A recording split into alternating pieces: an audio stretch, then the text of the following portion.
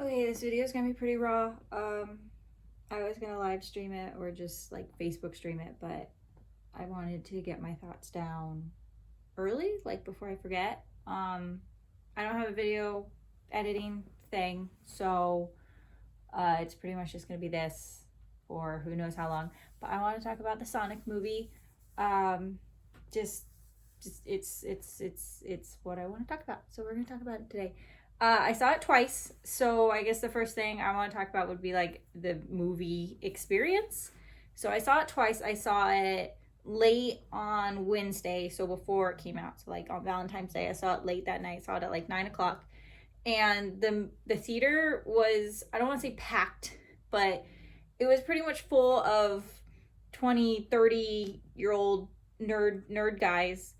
There was even a dude in like the very far back corner that was completely dressed up like Sonic, which which I mean, it was great, but I think he was kind of upset nobody else was like dressed up or anything. But I think he looked great.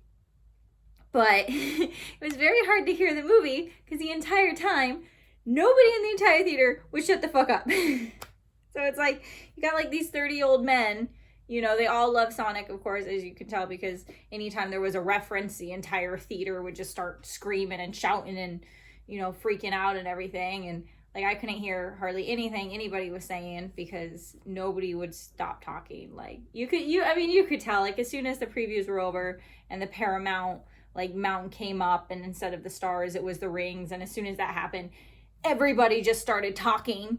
Like ever since then, like I just sat there, I'm like, yeah, this is gonna be a multiple viewing. I'm gonna have to get double tickets. So but it was fine because the second viewing was at like 3 o'clock on Valentine's Day. So like right where kids were getting out of school, but before like the rest of the 30-year-old nerds went to go see it that night. So instead of the theater being full of, 30-year-old men, it was full of small children that just got out of school. Like tiny kids. But it was good because you got to see what the actual Sonic nerds thought, and then you got to see the reaction from the little kids that the movie was actually based for. So the nerds seemed to like it because they wouldn't shut the fuck up. So, they liked it. And then the little kids, they also wouldn't stop talking, but kind of like in a good way, instead of just like making dumb jokes or just like talking about, oh, I know this reference because I'm a 30-year-old man.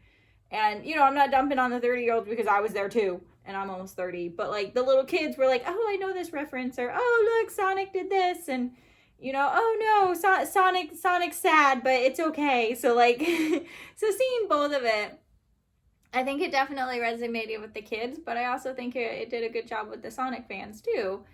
But honestly, I think it was a really good movie. Like, I'm... for a video game movie, it was a really good movie. It wasn't like Detective Pikachu high, but it wasn't like, the Super Mario Bros. Movie where it had nothing to do with the Sonic or the the video game franchise. So I would say, like, out of all the video game movies or like movies based off of video games, it's probably second compared to Detective Pikachu. So I think it was really good. um a lot of people, so I guess to start, a lot of people were like, it, like, why is it with people, why is it on Earth, it should just be like on Mobius where, all the Sonic characters are, it should just be completely animated. True, I think that would have been a good movie, but they did set it up in a way where, they justified it. So going from here on out, it's gonna be spoilers. um well, I'll wait a little bit. Okay, wait a little bit. So the beginning of the movie, it set it up on why Sonic's on Earth. And unlike a lot of the other movies like the Smurfs or with any of the like live action movies where it's, you have the animated characters in the animated world and they find like this magical portal to the real world, and then they have to talk to the human guy who usually has a love interest or is already married to his love interest, and then they have to go on like some kind of road trip where they have to go to point A to point B to get those animated characters back home. It was kind of like that, but like Sonic, like they set it up where he's already been on Earth for a little while, so it's not entirely like, oh, what's this thing? Oh, what's this thing? Oh, I'm gonna press these buttons and it's gonna mess things up because I don't know what they are. Like he's already been on Earth for a while.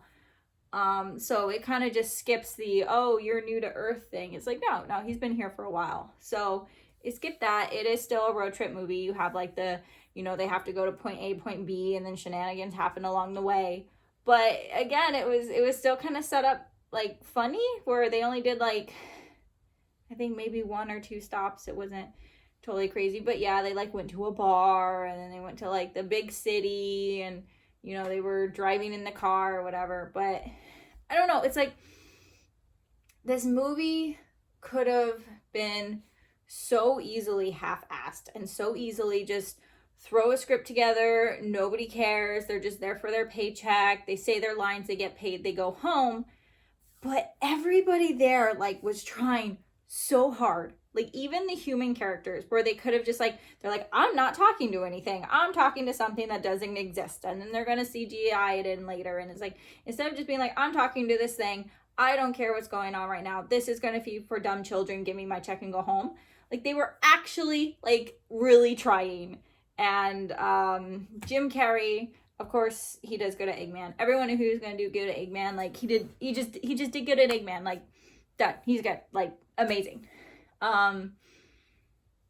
The cop guy, I don't know the actor's name, but the guy that was in The Cop in all the trailers, he also did a really good job. Like it could have been so easy that he could have just like half-assed it and went home and went on to the next movie. But he actually tried, and he actually like showed expression, and he actually like cared for this CGI creature that wasn't there. And his lady, she also cared, and she also tried, and she also acted, and you could tell like it did feel like they were actually like a loving married couple. So I'm really glad they did that. The voice actor of Sonic did a really good job. But that, okay, so so this will probably be the last thing before I go into spoilers, but this is not like video game Sonic. Like this is a different Sonic, which is fine. But if you're going in expecting it to be like Sonic Adventure or being even like the new Sonic Boom Sonic, it's not. This is a completely different Sonic. His voice is different. His attitude is, I mean, he's still snarky, but his attitude is different. His powers are different. The way he like reacts to things are different. He's a different character, but he's still Sonic. Like he doesn't feel like he should be one of the video game Sonics. He doesn't feel like they're trying to make him one of the video game Sonics, but he still feels like he could be his own Sonic. And I think this, like the Sonic franchise compared to a lot of the other video game franchises that they try to make into movies, this one, it was really smart to do, because it's not just taking a character from the video games and trying to make him into a movie. He has the comics, he has the TV shows, he has multiple TV shows, he has Sonic the Hedgehog, Sonic Adventure, Sonic X, Sonic Boom, video games, he has hundreds of video games, and then comics, he has two different comic series. I think there's like a book or something out there too. So it's like they have so much that they can draw from, and so many different like personalities for Sonic, that honestly I think this was probably one of the best characters they could have made a Sonic movie for, or a video game movie for. So if you're going in expecting it to be exactly like the video game, exactly like Sonic Adventure Sonic, just stop that now. Same thing with Eggman. Like he has the feeling like, yes, this could be Eggman, but he's not the Eggman from the games. He's not the Eggman from the cartoons. He's like a nice, different interpretation. And I think they did a really good job on it. I don't think they half-assed it. I don't think they were trying to half-ass on it. They put in Sonic references. Like there's quite a few, and I saw it twice. So the first time I saw them, and the second time I saw a few more, I heard there's a lot of like sound references, which I thought was really smart, because just like Mario, the Sonic sounds are really iconic. So that was, it's good, but it's not one of those where if you don't know a lot about Sonic, you wouldn't be able to watch the movie. You still want to be a Sonic fan, but if you're like just the cartoon fan, or just the game fan, or even just the comic book fans, you can still go in and pick up references, but you could still go in and if you miss every single reference, it would still be a good movie. It's definitely like for kids. Like, and I don't mean as in like it's like stupid and they think kids are stupid and they're like downplaying everything and explaining it like a freaking Dora movie or something. But it's definitely like a lot of the references are for kids. Like, of course they have to have the fucking fart joke because of course they have a fart joke because it's for fucking 5-year-olds. But the way I saw it is that the Sonic characters for the kids and then the human characters are for the adults, because every single time one of these adults talk, like there's some kind of adult reference or there's some kind of adult humor, and it's really funny. Like, a lot of the stuff can go over the kid's head, but like if you're sitting there with your kids, you'll enjoy it too. And I think the movie makers did a really good job on that, because they're like, we know you're gonna have to bring your kids, we know you're gonna be sitting in this movie, so we're gonna let you enjoy it too. And I honestly think that that's a really nice thing to do. But a lot of the references that Sonic does, and a lot of the personality that he has, and a lot of the way that he talks and his mannerisms, it's definitely for kids. Now, I don't know if this is gonna be like a huge spoiler. It's not a huge spoiler, it's just something Sonic does. So I would say from here on out, I'm probably gonna do spoiler talk, but you can definitely tell what age range this movie is from, because Sonic does the floss dance, like the little like thingy, twice. Not once in this movie, he does it twice. So, you know, it doesn't kill the movie, but like the first time it's like, okay, I get it, like it's for kids. But then when he did it twice, it's like, dude, like move on from the flossing. So yeah, so all you have to do is he does the Fortnite dance. Just explain that to anybody and they'll know what age range, you know, this movie is for. So yeah, so I'm gonna go into spoilers now. Spoiler wise, it was really good. Like, if you know the Sonic characters, like you'll be excited for this movie. Like, there was a character that I didn't know, which I didn't know them from the comics. I didn't know them from the game. Maybe it was like an obscure character from the cartoons, but like when I was there with a bunch of the 30-year-old adult Sonic people, like nobody said anything when this character came up. So I think it's a new character, but this movie is definitely like its own thing. And it starts out with its own thing because, as far as I know, they start out with this new character. So the first thing they do is start out in Green Hill Zone, and it's like this tiny little island. And they show like little itty bitty baby Sonic, which I think is supposed to represent like the early age, like the chibi Sonic. But you know, he's running around. Are you hungry, Shy Shy? Yeah. Oh, I'll get you dinner in a minute, okay? Yeah, I'll get you dinner soon. So they have little chibi Sonic, and you know, he's running around or whatever, and he goes to like this big ass owl lady. Like, I don't know who she is. Her name is Longclaw.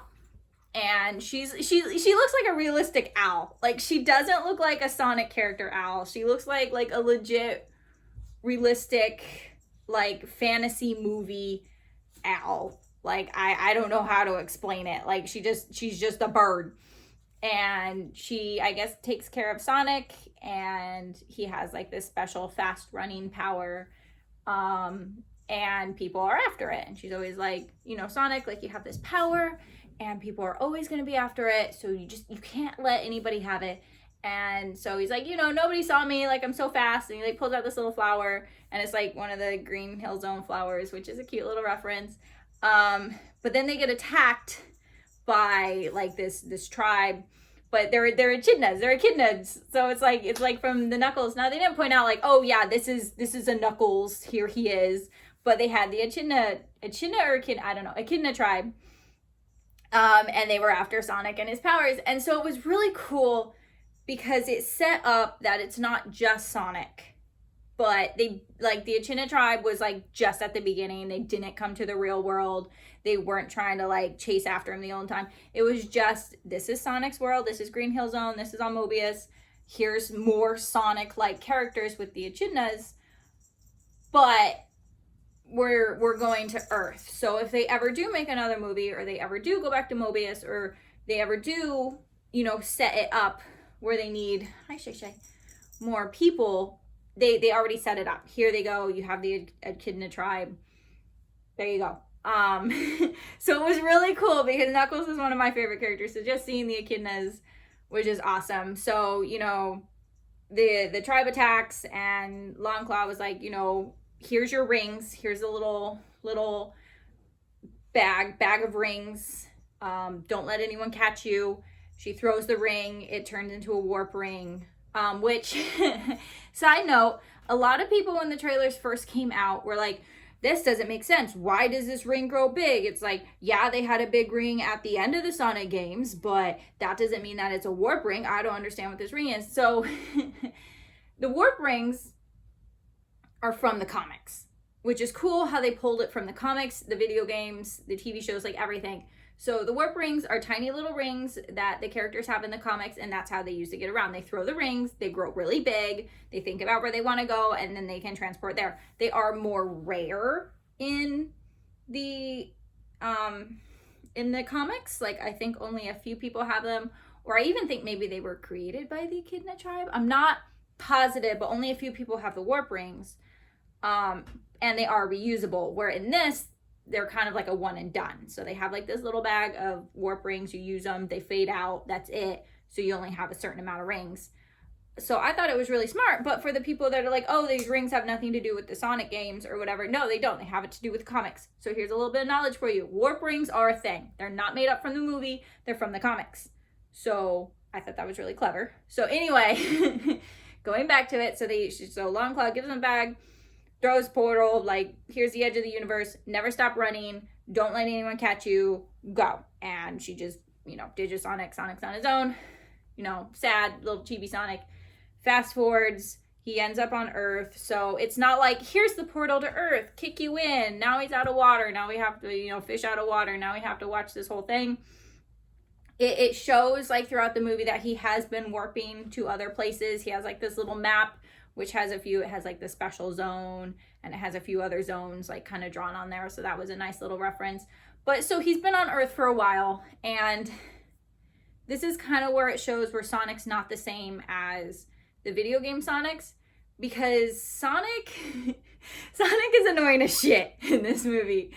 Like, he won't stop talking. Like, he does little quips and he does little quarrels, but he's not like that sarcastic, way past cool, like, whatever dude. Like, he's this really awkward, isolated weirdo because he can never talk to people because no one can find out about his powers. So he's always living by himself. He can't be seen by people. So all he has is just himself. So he just talks to himself. And he has it really does a really good job interpreting like how he talks to himself because he's so fast. You can kind of see him in multiple places. So it's like he's always talking to himself and he just never stops and he's super awkward.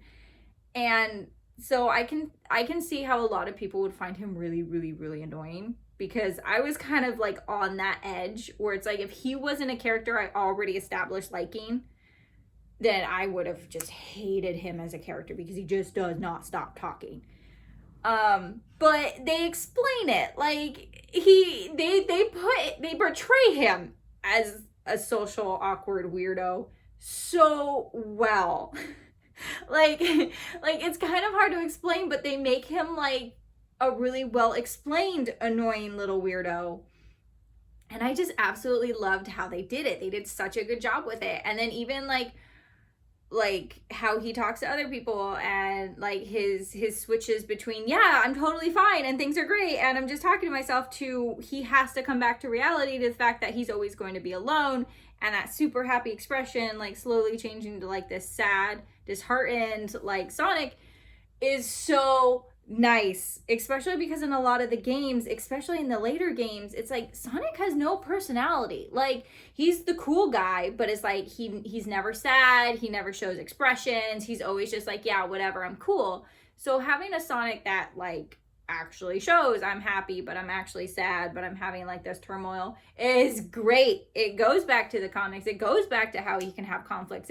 It's not just, yeah, I'm cool, whatever, I'm like so quirky. It's like, no, he actually has an expression, which going to that, like thank God the animators changed Sonic. Like, praise to Paramount to actually listening to the fans and being like, okay, this is an issue, we need to change it, because there's so much like expression on Sonic and like how he portrays himself, like the emotion he has to go through, like the comedic aspects. Like if it was the original Sonic, like the original from the original trailers, this would not even be a movie. Like you couldn't even watch it. It would be unwatchable. Like you wouldn't be able to have the expression that you have. He would not be likable. He would just be ugly and annoying. And if it wasn't for his facial expressions and it wasn't for how he portrays in this movie, it would not have worked. And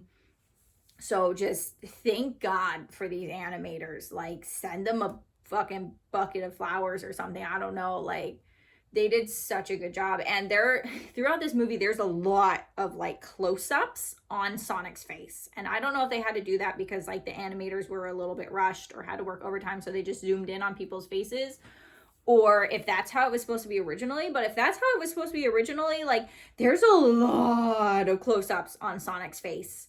And if it was the original like design, like again, you couldn't watch this movie. It would be way too freaky.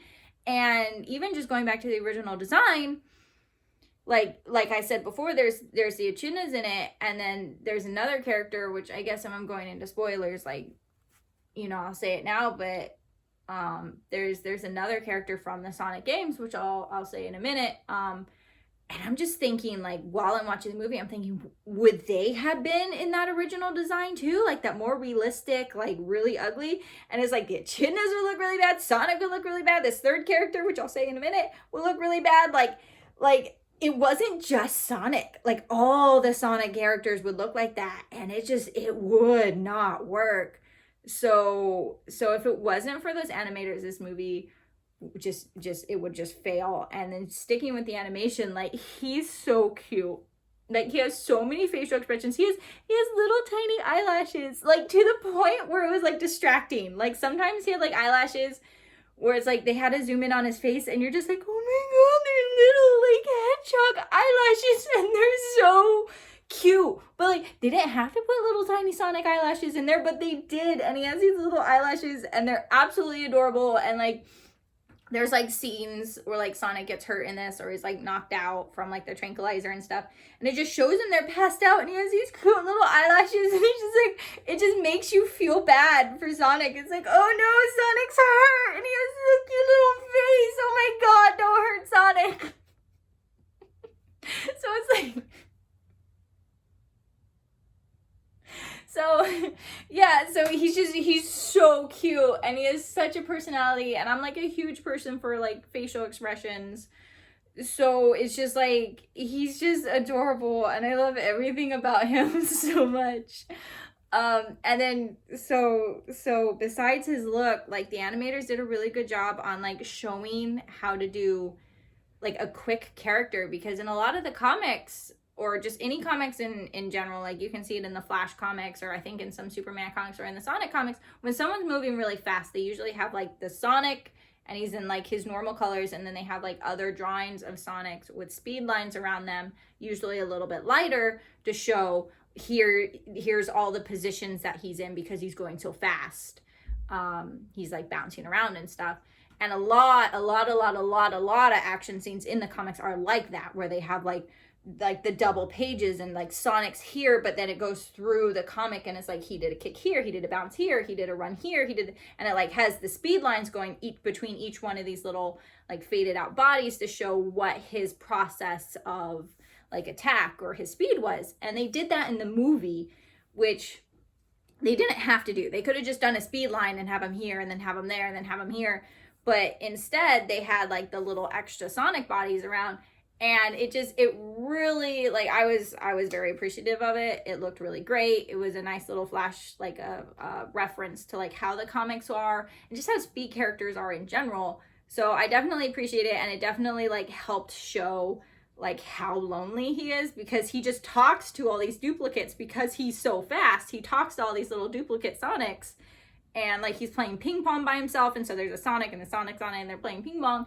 So it actually really shows like, one, how lonely he is, and two, how his speed works, and just visually it's entertaining.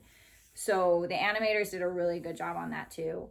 And then just with the animation, just with the CGI Sonic, like the actors that have to interact with them, I think the best thing they could have done is that they made the cop guy sarcastic as all shit. Like the cop, his personality is more like the original video game Sonic, like the Sonic Adventure Sonic, than the actual movie portrays Sonic to be, which is a really good thing because this Sonic in the movie, he is not quite a teenager yet. He's probably like around the age like 13, 14 at the most. He's probably between like 11 to 14, 15 if we're pushing it, because, well, for one, they just flat out said he's a kid. Like they mention it multiple times. It's like he's a kid.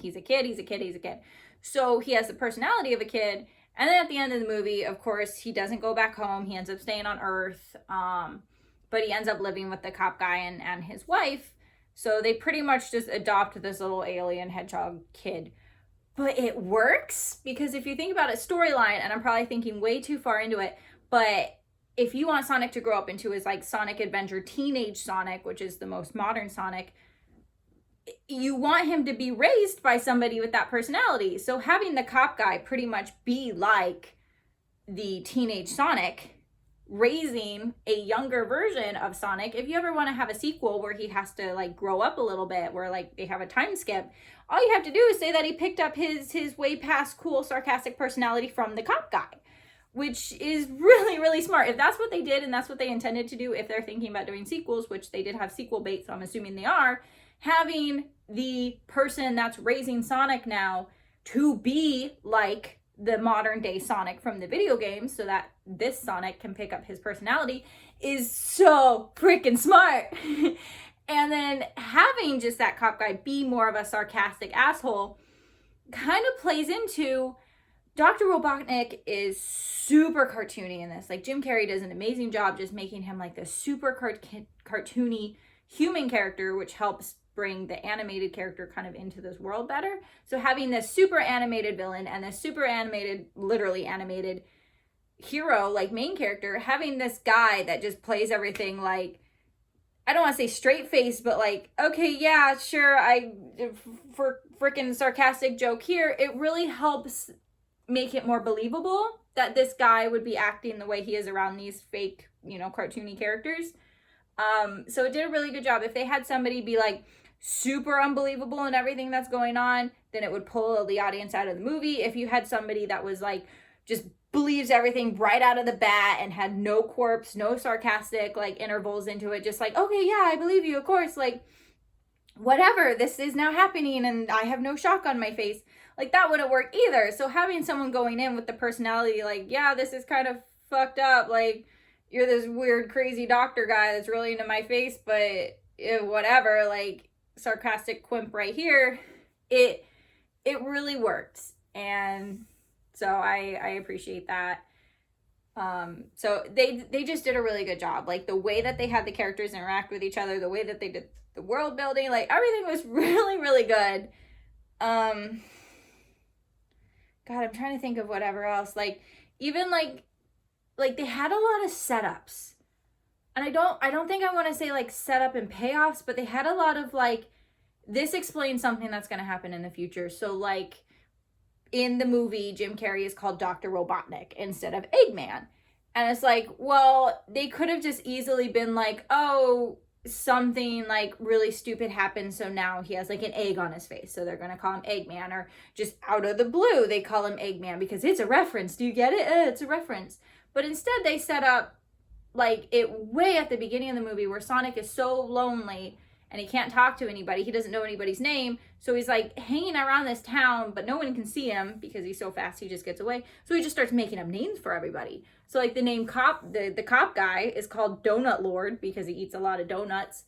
And, so he has like all these fake names for people. He's like the Donut Lord and the Pretzel Lady and the crazy Carl guy and just like all these fake names. So then when they introduce Robotnik, and then Sonic calls him Eggman because a lot of his drones are like white circular egg-shaped drones, he easily calls them like Eggman.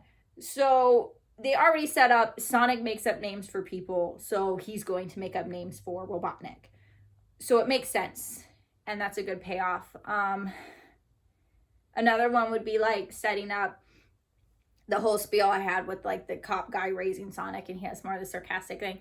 That would be a good setup. And then another one is even just introducing the Echidnas and the other Sonic character, which is the mid-credit scene. So after they have like the credits, they're going to have a mid-set credit scene. I'm sure it's already been spoiled, but Tails is in it. So he comes out of a warp ring at the end. He says that he has some readings and it must be, you know, Sonic, and then he flies off. Which again, I'm really glad he's not ugly as shit because he's really cute in this movie and he's not like this ugly, grotesque design.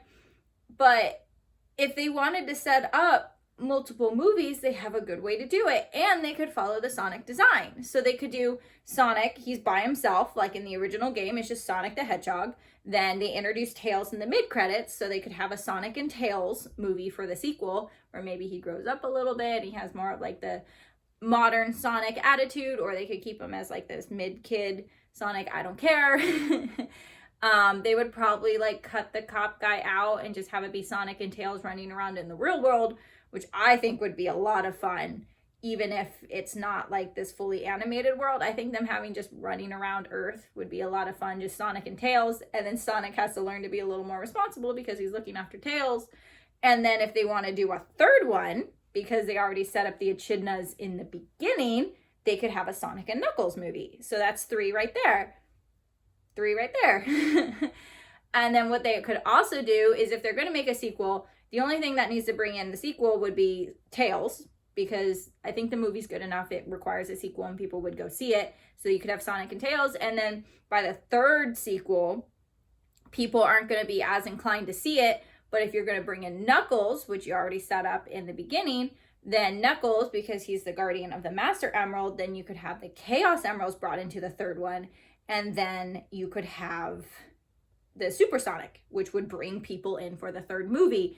And just keep it at 3. If you're going to do 4, just do a time jump. Do like a Sonic Adventure thing so that you can bring in Shadow, because everybody wants Shadow. Because even during the mid-credit scene with all the adults, everyone's like, oh, it's Shadow. Oh, it's Shadow. Oh, it's like, it's not fucking Shadow. Okay? Everyone loves Shadow. And everyone was screaming that it's Shadow. And then Tails popped out. And the theater went entirely nuts. Like, Tails said something in this mid-credit scene. And I couldn't hear anything because the crowd was screaming so loud that Tails popped out of this like little warp ring that I couldn't hear anything he was saying. And then the second time that I saw the mid-credit scene, the kid behind me was like, it's Tails, it's Tails, it's Tails, it's Tails, it's Tails. And he just wouldn't stop until Tails was off the screen. That I couldn't hear what Tails was saying. So he says something. I'm pretty sure he's looking for Sonic because he has this little computer tracking system thing. So yeah, so if they set it up where they have like a 3 movie thing, they already set up Tails, they already set up the Echidnas, they can bring in the Master Emeralds if they're going to do a 4th one, because God forbid, they just need to do a time skip. They don't need to introduce all these characters, just say they're already introduced, and just have Shadow be your hook. Maybe a Metal Sonic, I don't know. Actually, Metal Sonic would be better for the second one, because then you could get, you know, the enemies in there for Sonic and Tails to beat. I don't know, I don't care. But just, I don't want this to be like Sonic the Hedgehog movie 10. It needs to stop at 3. And then if they want to do a cartoon, they can do a cartoon. I don't know. I don't know. I think they just did such a good setup. Even if people complain, it's like, oh, this isn't like Sonic. Well, I mean, they already set up, which they're already taking some influence from the comics. They already set up in the comics that there are multiple universes, because they have the Zone Cops, and then they have an entire issue where Sonic is just pretty much explaining, and Sonic with a Z is pretty much explaining that they have multiple universes, which explain how they have Sonic Underground, how they have Sonic the Hedgehog playing on TV the exact same time as Sonic Sam is playing, how they have the Sonic X and Sonic Adventures that are both technically similar but are different in different ways. They can be different universes, how they can keep having all these different games that are different from the books, that are different from the TV shows, because they're all different universes. So just saying, oh, this is anything like Sonic, it's not. It's Sonic from the movie universe. So suck it. They already explained it in the comics. I don't know. I can't think of anything else. It was really good. I've been talking for about almost 40 minutes now about the Sonic movie, but it's so good and there's so much to talk about. And they just take influences from everything. And again, this could have been so easily half-assed. They could have just thrown Sonic on the screen because people are going to watch it. They could have just ignored all the fans and the outrage and just put it out there. But instead, they actually wanted to try hard. And I think this is the director's first movie. And I mean, I give props to him. It's like, of course, like, I'm sure he had like Hollywood saying like, no, here's the cliches you need. This is the step-by-steps you need. And he could have just easily been like, fuck it, whatever. But he did. He tried really, really, really hard. And like, compared to a lot of the stuff going on with like Marvel and going on with Star Wars, where a lot of the movie makers are like, if you don't like it, don't watch it. This ain't for you anymore. This is for our new fans. This isn't for the old fans. And then you have Paramount that's like, no, we're going to listen to the fans. And you guys don't like this. And we know Sonic is a very big deal for people. So we're going to change it for them. And I think that's really, really smart. And they did references. They had like the Sonic picture, like the drawing. And everybody with the 30-year-old people, like everybody just lost their shit. I lost my shit when they showed the Sonic drawing. They had... like the ring sound, like when he accidentally dropped the rings in one part and made like the Sonic ring dropping sound. They even had this one part where he's like running around the hotel room and he's like falling off of the edge of like a light or something. He does like the little wobbly like emote that he does in the games where he's like balancing on the edge, and just little things like that was so smart. And I'm sure I could find more. They had a Badnik. Like, they had a Badnik reference. Like, they had a Dr. Robotnik, and, like, the power turns off, and he's, like, has all these switches, and they have, like, Evil Lab switch. And then above it, they have the Badnik switches. And it's, like, I don't know. It's just, they did try. And that's why it's worth really going to go see. I'm going to get it on DVD for sure. I'm going to hunt a few stores to see if I can find a Sonic movie plush, just because, fuck it, they deserve it. I'll stick it in my car with my other Sonic plush. But yeah, it was really good. They have a setup, they're not going to follow it, but they have a setup to do 3 movies. They took influence from like so many different things. All the actors tried really, really hard. It was just really, really good. And, there was this one thing where like Robotnik at the end, he's like stranded somewhere. And he's like, oh, any other normal man would die, but I'll be back by Christmas. So I wouldn't be surprised if Sonic 2 is coming out during Christmas, because they had that as the end credit scene, that he'll be back by Christmas. And then the mid credit scene was Tails, which was obvious like sequel bait. So I could definitely see them having like a Christmas 2021 Sonic movie or something like that. So that's it. I'm hitting 40 minutes. I'm going to turn it off now. Hopefully everyone enjoyed me rambling for 40 minutes. I really like the movie. I'm sure there's so much more I could talk about, but I'm gonna have to cut it there. So if anybody else wants to talk about it with me, please do, because Sonic is my passion and I love him to death. So please please enjoy me turning off the screen now, so you don't have to listen to me anymore. And hopefully the next one will come out and we'll see it then. So bye.